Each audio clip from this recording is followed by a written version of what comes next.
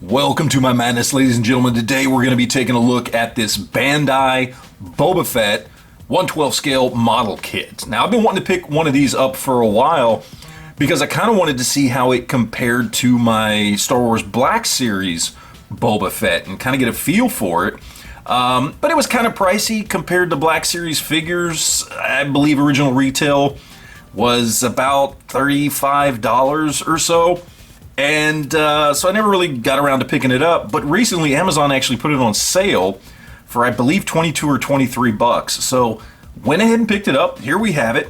So what I'm going to do is I'm going to go ahead and crack it open, put it together, and then I'll come back and kind of give you guys the breakdown on the figure and the process of putting it together and let you guys know if I think it's worth it. So let's go ahead and jump right in. All right, so I got them all put together, but before we get into kind of the standard action figure talk, articulation, sculpt, that kind of thing, I want to kind of give you guys kind of what you should be aware of before you go and purchase this and kind of what you can look forward to when it comes to putting this guy together.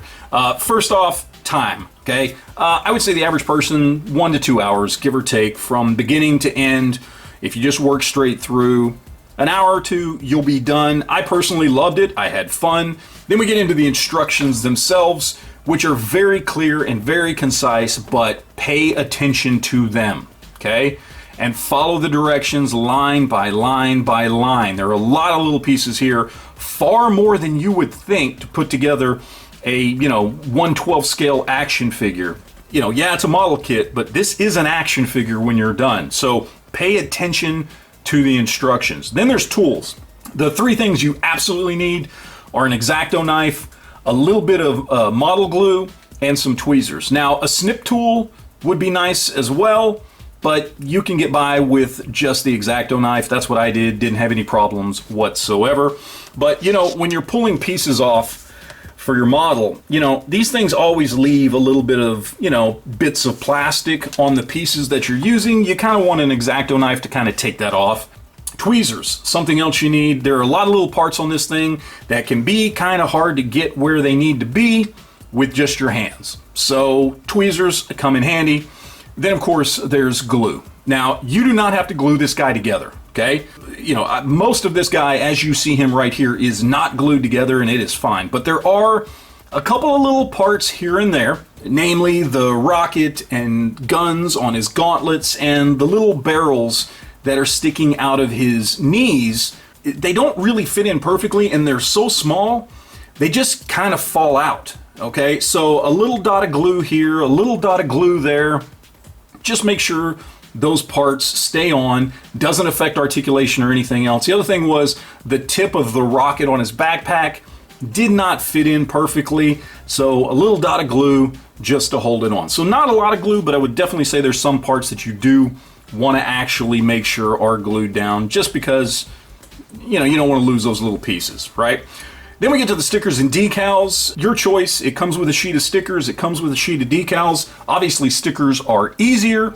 Decals, a little more durable, long-lasting, maybe look a little bit better. So it's really kind of up to you on what you want to do. I would say for most collectors, stickers are probably going to be just fine. They're probably going to last for the duration of the figure, no problem. So stickers are probably the way most people want to go, but if you want to spend a little extra time on it, have it look a little bit nicer, be a little more durable, you can go with the decals. All right, so now let's talk about articulation, paint, sculpt, all that kind of stuff. We will start with sculpt here because this thing looks great. I mean, I really, really like the way this thing looks. I mean, everything from the helmet to the gauntlets, the shoulder pads, the chest armor, the codpiece armor, the pockets on the legs, the holster, everything, the knee pads, the boots. Everything on this thing looks amazing. I mean, look at that backpack. It looks fantastic. The sculpt on this thing is on point without a doubt. I think they've done a fantastic job with this guy right here. So now let's talk about articulation. And this is where it gets a little iffy, okay? It doesn't have bad articulation, but It certainly doesn't have the level of articulation that some of the other Boba Fett's out there. Namely, the two big ones, I think, at this point are going to be the Star Wars Black Series and the Mafex. And this one doesn't quite have the articulation they do in some areas, but in other areas, it actually is kind of better. So we'll just kind of leave it up to you what you think. We'll start at the bottom here. You know, down at the bottom, you do have pretty standard foot articulation. So you've got the hinge, you've got the rotation, and you do get just a little bit of pivot there. Not a lot, but you get a little bit. You do get double jointed knees, but they only come up to about there. You also do get thigh swivels. They're a little restricted, but not much, but you do get them there. Then you get to kind of the biggest problem I have with this as far as articulation goes, and that's the hips. Now keep in mind, this is a hard plastic model kit, so these pouches right here at the front and this holster right here are hard plastic. And that's about as far as they allow the hips to come open. Now, if you were to take those off, you were to do some customization, that kind of thing, if you removed this holster and these pouches, the hips actually come out pretty good, pretty comparable to Star Wars Black Series. But short of doing that, you don't get a lot of movement there in the hips. Now, as far as the torso goes, you do get the rotation. You do get a little bit forward and a little bit back. That's about it. Then as far as the head goes, you do have a double ball joint. You've got the neck piece in there that has a ball joint on the bottom that goes into the torso and a ball joint that goes up into the head. You get a little bit, you certainly get rotation. You don't really get much tilt and back and forth or up and down. You get some. It's not a lot. It's not as much compared to some of the other figures out there on the market, but it's okay. Then you get to the arms, and that's where this thing kind of shines when it comes to articulation. One, you get basically butterfly joints. They're done a little bit differently on this figure, but you can actually take this and pull the arm in front of the body like that. Now, of course, you're going to have that gap there at the back. You can see the joint back in there, but it works really well depending on, you know, what types of poses you want to get this guy into. Then, of course, he does have bicep swivel, which is nice.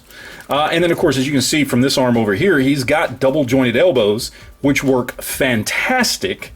He can get his arm almost all the way up. Much better than Star Wars Black Series.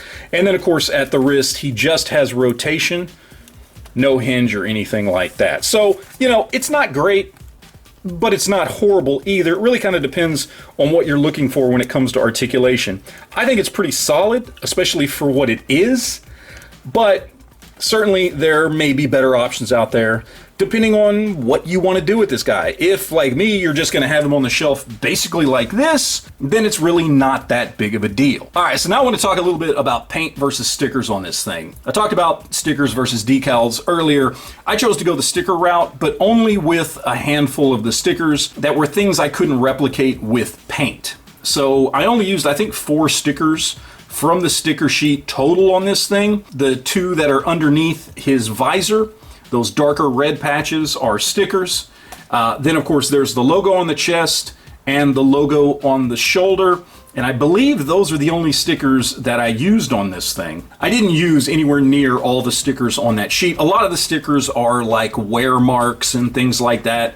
And honestly, I just didn't think they looked good. So I decided actually to paint a lot of this thing that, you know, it doesn't tell you have to. But for me, I think it really made a difference. As you can see here, when we've got the guy up close, he's got all the wear marks on him. You know, he's got the bullet mark there right next to his... And then, of course, he's got the scratches and dings on the chest. You've got the wear marks all over the helmet. That looks good. You know, you've got wear marks on the knees, the backpack. You've got all those points where you've got little bits of wear and tear on the backpack. That was all painted on by me, just because I thought it looked much better than the stickers that they offered with this guy. Also, this piece right here on his head, the yellow here, I went ahead and painted that. And then I painted the pockets on the fronts of his pants because they were just the same color as his pants and didn't really pop or stand out. And then these pockets right here were a a light tan, almost white, and the holster was dark gray. So I went ahead and painted those brown to match the belt just because that's what I wanted to do. Then, of course, there was the missile here, which I painted silver. It was just gray.